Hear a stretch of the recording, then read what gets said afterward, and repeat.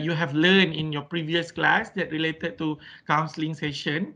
Maybe each of you can share with me the knowledge of maybe the process of counseling, penstrukturan kan, atau how to be an effective counselor kan. This is all those permulaan punya knowledge lah. Okay, boleh tak sharing? That's good. Okay, Yusupa, are you there? Yes, Doctor, I'm here. Okay, can you get all the our conversation? Can you understand? Yeah, I understand so. Okay, Yusupa, make sure you are actively involved in this class. You can ask me. You can ask all of your friends if you want. Okay, no problem. Don't just keep silent. Okay. Okay. Okay. Okay. So, what actually? Okay, I wanted to all of you, what is the knowledge of counseling that you acquired during the previous class in conducting the session? Maybe each of you can share with me. We're starting from Aina. Yes, Doctor. Everybody have to listen. This is all those important tips for counseling session. Macam Aina, what actually you get from the previous class tentang counseling session ni, regarding to the counseling session? Non-verbal expression. Have you heard the acronym of SOLER? SOLER. Have you learned about that? Yes. Right. Yes. So what is stand for SOLER?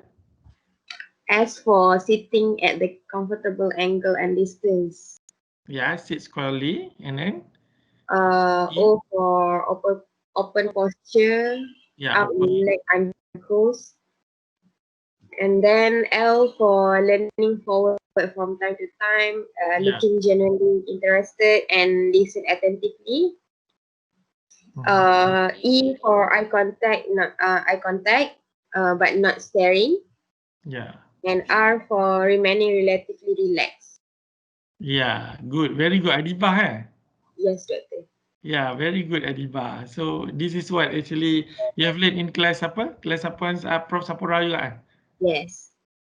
So SOLER ni I think boleh dirumuskan apa yang Hidayah sampaikan just now.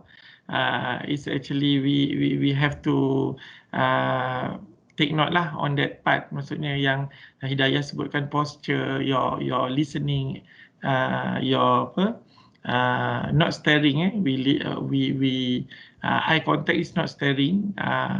Doesn't mean that all the time we have to see the client eyes. Sebab eyes ni, some people say they have power. Dia ada kuasa. Not everybody can look at eyes for a long period of time. Sebab mata ni ada setengah orang yang matanya ada power yang lebih daripada kita.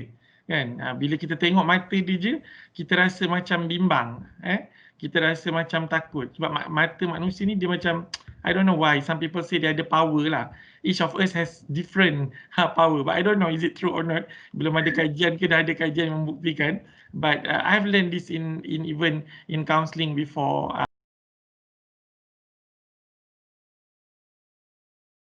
You are counselor. You are dealing with psychology, part of mental, psychological, emotion, soul, jiwa dan sebagainya. So that is your tools.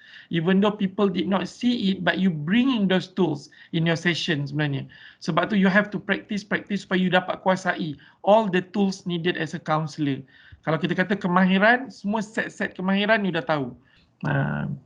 I believe all of you actually already know everything about the counseling session. I think the 3 or 4 main important things that you have to know in counseling, we have the process of counseling and the process or the phase of counseling, which is tadilah yang kita cakap pre-session, the building relationship, exploration kan, selection of the strategy, implementation kan. This is all we call that as a process of counseling.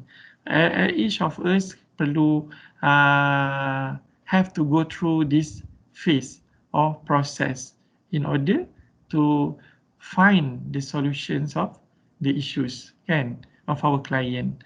So during the process, apa yang kita gunakan. One of process counselling, we have to know. Okay, during the process of counselling, we have two other things as our tools. Ibarat you come to the session, you bring two briefcase. You ada two briefcase. One briefcase consists of the technique of the counselling. Another briefcase consists of you punya skills.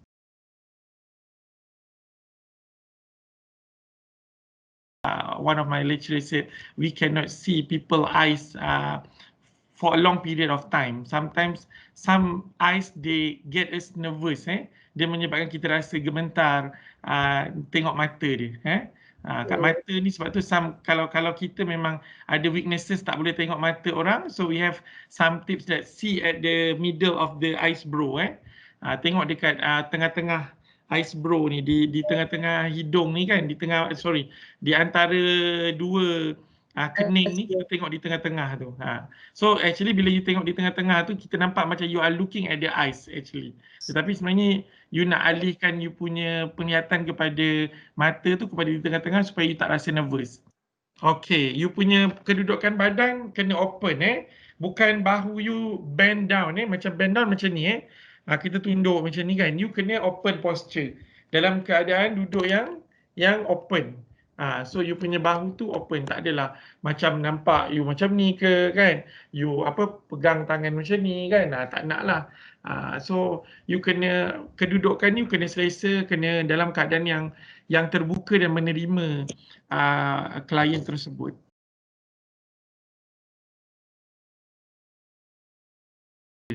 Initial disclosure is in the first place of counselling, building relationship. We call in Malay penstrukturan. So as our friend mentioned just now, we have about 5 to 6 important things that have to be mentioned in our initial disclosure. So what is that? Is the roles of the counsellor, roles of the client, the confidentiality, the limitation, and the duration. Juga matlamat boleh juga untuk kita masukkan dalam peranan kaunselor klien. Jadi saya nak each of you kena imagine that you are in a counselling session, that you are sitting in front of your client, try to build up the mood, the we call that the situation. You bangunkan keadaan yang you betul-betul you are really in front of your client now. So now you want to make a initial disclosure about the counselling session. So apa yang you kena buat? Apa yang you kena cakap? Siapa nak mulakan? So how are you today, Mr. A? I hope you're doing fine coming here and being very comfortable. So I assume this is your first counselling session, that you've never been to one before. So I will just tell you briefly about what counselling is. Counselling is just basically a safe space for you to share your feelings or any issues you thought of or anything. And basically, I will be here just as a counselor. I'm here just to guide you and listen to anything you want to share. And as a client, you will just, you can literally share anything with me. I will just be here for you and just listen to whatever you have to say. However, in counseling, we have this thing called the Code of Ethics, which is a set of guidelines, and it's a set of ethical guidelines that we abide to. That we abide to, and also there's something called confidentiality, where since this is a safe space between you and me, and it's only us, so whatever you share with me will always be confidential between us, where I cannot share anything to anyone else. But however, I have to breach the confidentiality if whatever you share, it puts risk on you or any other person, or yeah, it brings harm to you, I will have to share with a third party. However, I will have to ask your permission for that, to share with another party, or even if I have to share with my supervisor for advice, I will have to ask your approval for me to share with my supervisor. And also in a counseling session, it usually runs around 30 to 40 minutes in a session. So, or yeah, I hope, yeah, yeah, so usually one session will last around from 30 to 40 minutes. So within that, you can say anything you want, share anything you want to share with me overall. So yeah, and also in this session, I would like to, point out that if you have an issue, we will solve it together. But most of it, it's not from my point of view, it will be from your perspective. So I won't really help you in giving solutions, but I will help you in guiding you and opening up a perspective in you for you to, open your options for different solutions or whatever is suitable for you. And Okay.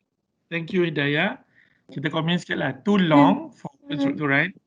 I as a client, I just in front of you, I think too many things to digest. And then tersekat-sekat,